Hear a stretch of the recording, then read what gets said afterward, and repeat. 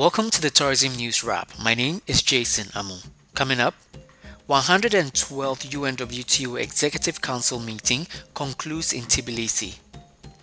2020 World Travel Market London moves online. South Africa announces reopening of international borders from October 1, and Qatar Airways to launch 4 weekly flights to Ghana.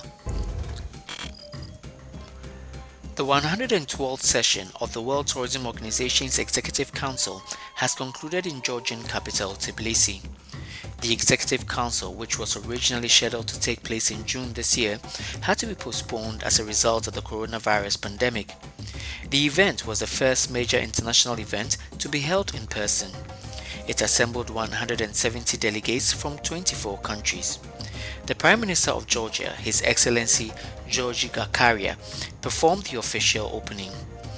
In his welcoming remarks, Secretary General Zora Polilikashvili underscored that the restart of tourism must be properly managed and that our sector lives up to its unique potential. He added that this crisis has made clear the important role tourism plays in every part of our lives, laying the ground to work together to build a tourism sector that works for everyone, where sustainability and innovation are part of everything we do.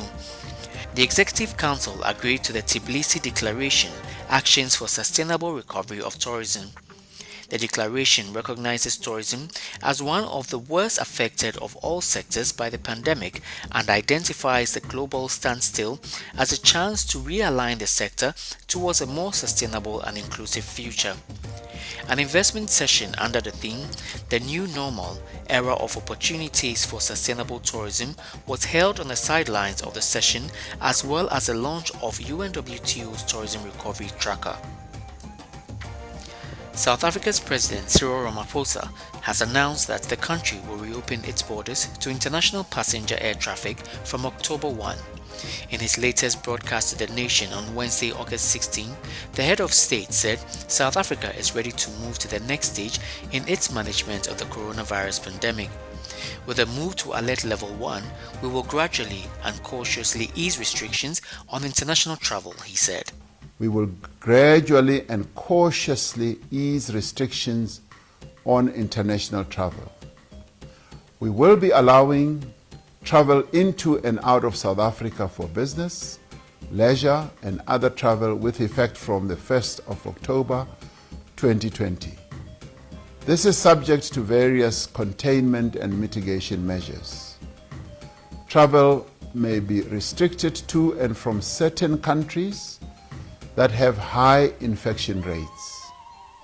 A list of those countries will be published and it will be based on the latest scientific data that we will be able to get.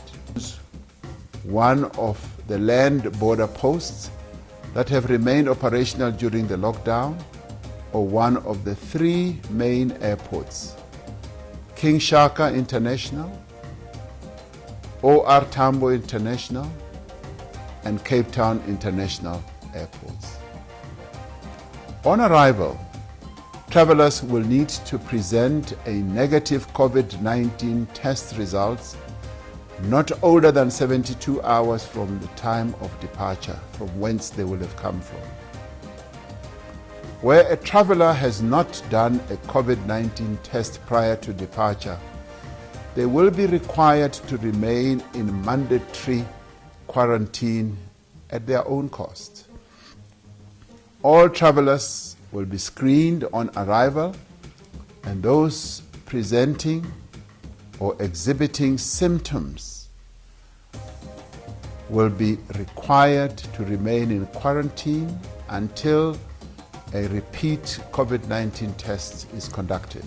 The Best Job Ever tourism documentary this week premiered on a number of Ugandan television stations as well as on Pan-African Satellite Television, DSTV. The 14 Days in the Wild and Traversing the Pearls of Africa's Unique Tourism offering is the latest multimedia production by young Ugandan tourism content creators. The lead of the team, Jonathan Benaya, tells Tourism News Wrap that the project was inspired by the country's unique tourism offering. We are really excited that the documentary, and the entire campaign was really received by the tourism sector in Uganda, both the public but mainly the private sector. It sends out a message of hope that tourism is still here. There's been a little blip, but things are steadily coming back to normal. Yeah, so we really appreciate platforms like Voyages Africa for offering this platform for African creators to tell the story from a local perspective, but for both a local and international viewership. The 2020 editions of World Travel Market London and Travel Forward have been moved online as a result of the continuing travel restrictions, imposition of quarantine requirements, and local lockdowns across Europe. The live show had been set to take place at Excel London from 2nd November 2020. The event will be entirely virtual and set for 9 to 11th November. Announcing the latest development during a press conference was WTM London's Senior Director, Simon Press. Will be virtual-only shows in November 2020. You've been visiting us for 40 years. This time, we're coming to you. We've worked tirelessly to try and organise a live event. But with the increasing number of travel restrictions and the uncertainty across the world, it means it will be impractical for many overseas visitors, buyers and exhibitors to attend the show in person. And we want to ensure we're accessible for everyone within the travel industry. I'm delighted to announce that thousands of travel trade professionals from around the globe will still be able to meet and do business in an extensive range of virtual sessions. At WTM London and Travel Forward, our number one priority is the success of the travel industry, and to ensure we do everything within our control to help the industry recover, rebuild, and Qatar Airways has announced it will operate 4 weekly flights to Accra, Ghana via Lagos from 29 September 2020, becoming the 4th new destination launched by the national carrier of the state of Qatar since the start of the pandemic. The Accra service will be operated by the airline's state-of-the-art Boeing 787 Dreamliner, featuring 22 seats in business class and 232 seats in economy class. The airline will operate on Monday, Tuesday, Thursday and Saturday. Qatar Airways Group Chief Executive Akbar Al-Baker said, "We are delighted to be launching flights to the capital of Ghana, one of the fastest growing economies in the region, famed for its local hospitality and highly sought after agricultural exports." The launch of the Accra flights will increase Qatar Airways' network in Africa to 46 weekly flights across 14 destinations. Africa's largest aviation group, Ethiopian Airlines, have resumed daily service to and from Ghana's capital, Accra.